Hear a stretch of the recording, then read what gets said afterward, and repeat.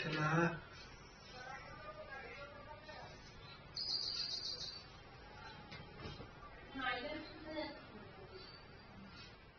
Mobile दे ना असा दोनों नहीं कर रहा है।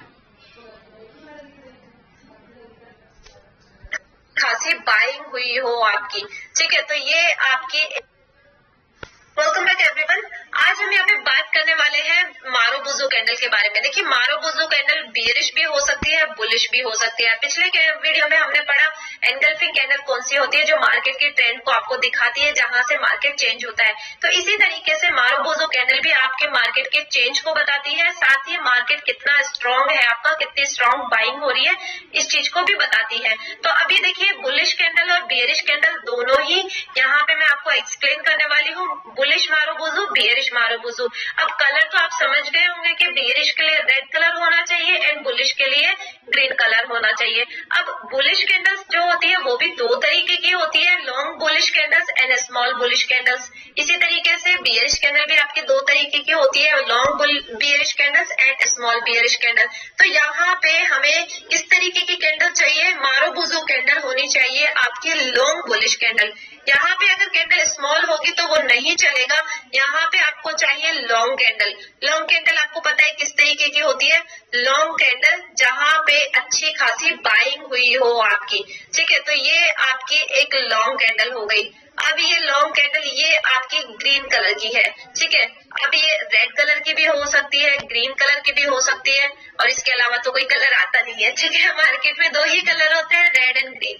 तो यहाँ पे ये जो आपकी ग्रीन मारुबुजु बनी है, ये आपके बुलिश स्ट्रेंथ को दिखाता है, मार्केट में कितनी स्ट्रेंथ है, मार्केट में ट्रेंड कौन सा चल रहा है और अब कौन सा ट्रेंड आने वाला है। तो यहाँ पे इसको हम बुलिश मारुबुजु से देख सकते हैं। अब इसको मारुबुजु क्यों कहते हैं, मारुबुजु क्या है? मारुबुजु भी एक जापानीज कैंडल है। इसका दो मीनिंग होता है। देखिए, एक मीनिंग तो होता है गंजापन जो होता है, जिसके बाल नहीं होते, उसको हम कहते हैं मारुबुजु। अब इसका दूसरा मीनिंग क्या होता है, यहाँ पे जो स्ट्रेंथ वाला पर्सन है वो जो वीक पर्सन है उसको दबा देता है, मतलब उसको कमजोर बना देता है और उसको दबा देता है, और वो ज्यादा ताकतवर है, कहने का मतलब। तो यहाँ पे यही बता रहा है ये कैंडल भी। तो ये देखिए, यहाँ पे सबसे बड़ी बात क्या है, इस वाली कैंडल में आपको कोई विक नहीं दिखाई दे रहा होगा, विक नहीं दिखाई दे रहा। इसका मतलब इस कैंडल का ओपन एंड क्लोज सेम है। यहाँ पे आज के दिन मार्केट में जो ओपनिंग हुई है, आज का मार्केट सपोज 100 रुपए से ओपन हुआ है और क्लोज हुआ है 115 पे, तो यहाँ पे सेलर्स है ही नहीं, यहाँ पे आपके पास सिर्फ और सिर्फ बायर्स है। तो ये हो गई हमारी मारुबुजु कैंडल। अब यहाँ पे दूसरी कैंडल कौन सी हो सकती है, इसी तरीके की कैंडल बनेगी एग्जैक्ट, लेकिन वहां पे एक छोटा सा विक होगा। छोटा सा विक कितना, लगभग अपने बॉडी का 5%। इससे अगर बड़ा है तो उसको हम मारुबुजु कैंडल नहीं कहेंगे, ठीक है। अपने बॉडी का 5% होना चाहिए। फर्स्ट ऑफ ऑल यहाँ पे मारुबुजु कैंडल भी बड़ी होनी चाहिए, लॉन्ग स्टिक होनी चाहिए एकदम। छोटी स्टिक को हम मारुबुजु नहीं कह सकते, सिर्फ और सिर्फ लॉन्ग स्टिक को हम मारुबुजु कैंडल कह सकते हैं। यहाँ पे क्या होगा, यहाँ पे आपको एक छोटा सा विक दिखाई देगा। अब ये विक कौन सी साइड में होगा, ये देखिए, ये विक मैंने बना दिया आपका नीचे की तरफ में। नीचे की तरफ में आपको छोटा सा विक दिखाई दे रहा है, ये वाला। इसका जो परसेंटेज है वो 5% होना चाहिए, इससे ज्यादा नहीं होना चाहिए। अपने बॉडी है उसका 5% होना चाहिए। इसका मतलब यहाँ पे ये ओपन हुआ, ये ओपनिंग प्राइस हो गया, ये क्लोजिंग प्राइस हो गया, और ये जो हाई है बीच में थोड़ा सा डे के दौरान यहाँ पे सेलर्स ने इसको नीचे ले जाने की कोशिश करी, लेकिन नीचे क्लोज नहीं दे पाए और वापस बायर्स आ गए, तो इसको हम कहेंगे मारुबुजु कैंडल। उसके बाद में तीसरे तरीके की कैंडल बनेगी यहाँ पे, जिसके अंदर इसी तरीके की आपकी बाइंग होगी, लेकिन यहाँ पे आपका विग बनेगा ऊपर की साइड में। इसका मतलब क्या होगा, इसका मतलब होगा कि दिन के दौरान मार्केट ने एक बार हाई भी बनाया था, नीचे की तरफ इसका विग नहीं होगा। नीचे देखिए, मैंने कोई विग नहीं बनाया है, यहाँ पे ऊपर की साइड मैं बना देती हूँ एक छोटा सा विग। ये हो गया आपका एक छोटा सा विग। इसका परसेंटेज भी 5% से ज्यादा नहीं होना चाहिए। अब यहाँ पे मार्केट ओपन तो हुआ, ओपन और लो प्राइस सेम है, लेकिन हाई और क्लोज प्राइस अलग है। क्लोज प्राइस ये है और इसका हाई प्राइस कौन सा है, ये हाई प्राइस है।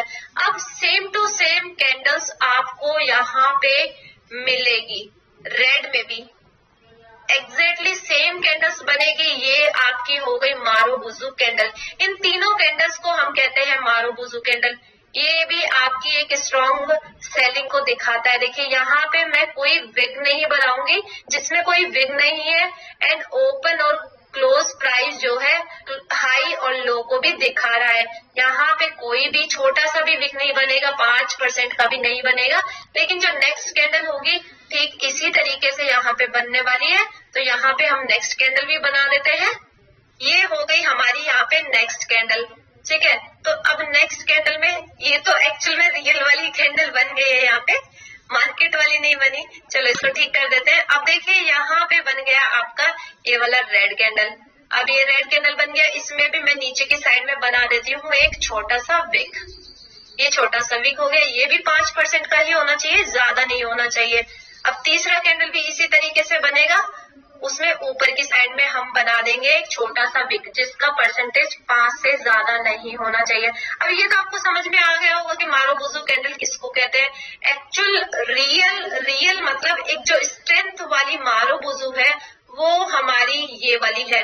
ये बियरिश को दर्शाएगी आपका ये वाली जो कैंडल है, और ये है आपकी बुलिश को दर्शाएगी, ठीक है। तो इस तरीके की कैंडल्स होती है हमारे पास।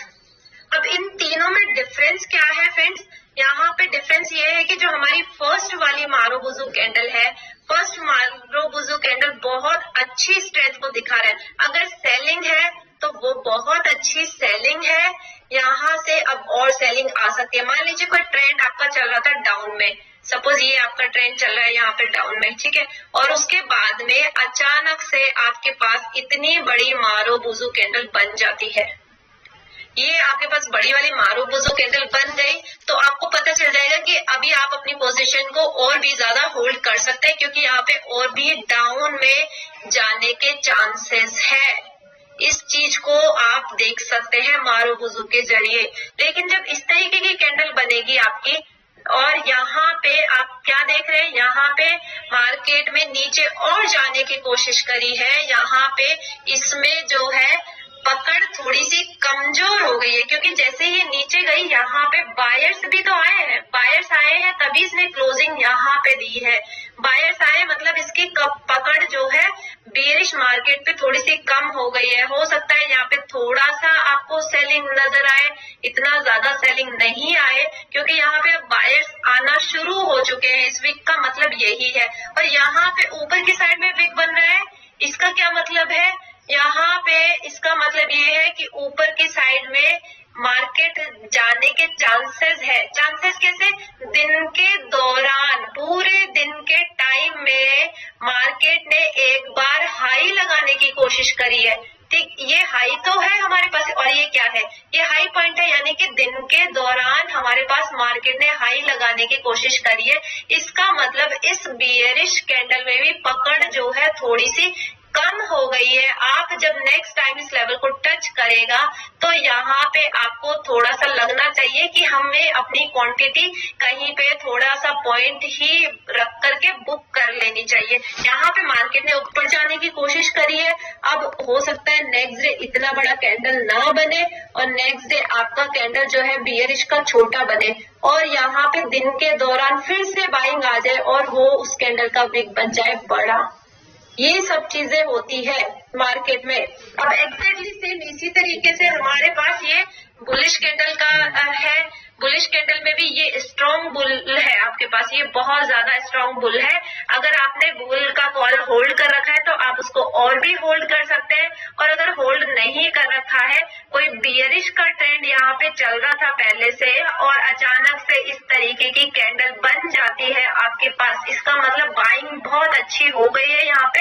या फिर मान लीजिए आपका ऑलरेडी बुलिश मूवमेंट चल रहा था मार्केट में, और बुलिश मूवमेंट के बाद में इस तरीके की कैंडल बन जाती है, तो उसका मतलब क्या होता है, उसका मतलब है कि आप अपनी पोजीशन को अभी भी होल्ड कर सकते हैं, क्योंकि अभी बाइंग यहाँ पे छोटी छोटी थी, थोड़ा बड़ा हुई बाइंग यहाँ पे, फिर थोड़ी सी और बड़ी हुई है बाइंग यहाँ पे, बाइंग बढ़ती जा रही है, फिर यहाँ पे बाइंग और बड़ी हो चुकी है। ये हो गया आपका स्ट्रेंथ, यानी कि आप अभी भी पोजीशन को अपनी होल्ड कर सकते हैं यहाँ पे, ताकि ना आप मार्केट में और पैसा कमा सके। जैसे ही आपको बेयरिश साइन कहीं पे भी नजर आ जाए, आप ट्रेड से एग्जिट कर लीजिए।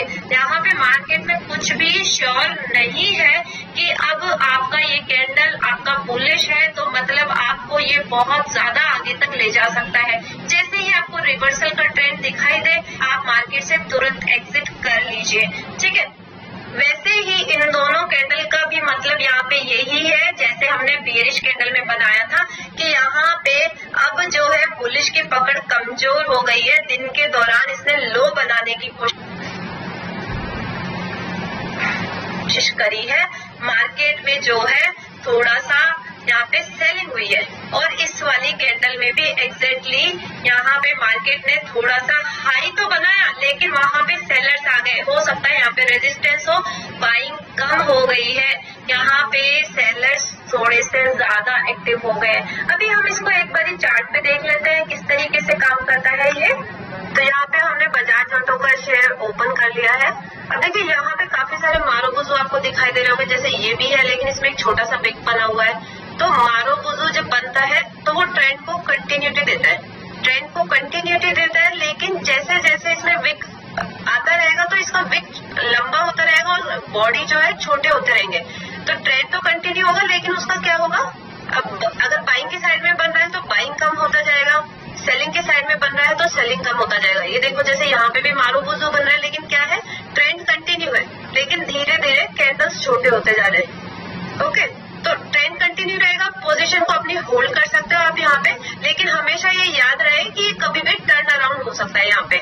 तो इस चीज के लिए हमेशा आपको रेडी रहना। देखो जैसे यहाँ पे भी एक मारोबुजू बना है, ये मारोबुजू जब बना है तो यहाँ पे देखिए ट्रेंड कंटिन्यू नहीं हुआ, कोशिश की इसने ऊपर जाने की, लेकिन यहाँ पे क्या हुआ, प्रीवियस रेजिस्टेंस है, प्रीवियस रेजिस्टेंस है, तो इस रेजिस्टेंस की वजह से यहाँ पे ये मार्केट रिवर्स हो गया और यहाँ पे एक शूटिंग स्टार कैंडल बनी। ओके, अब यहाँ से देखिए किस तरीके से मार्केट पूरा रिवर्स हो गया।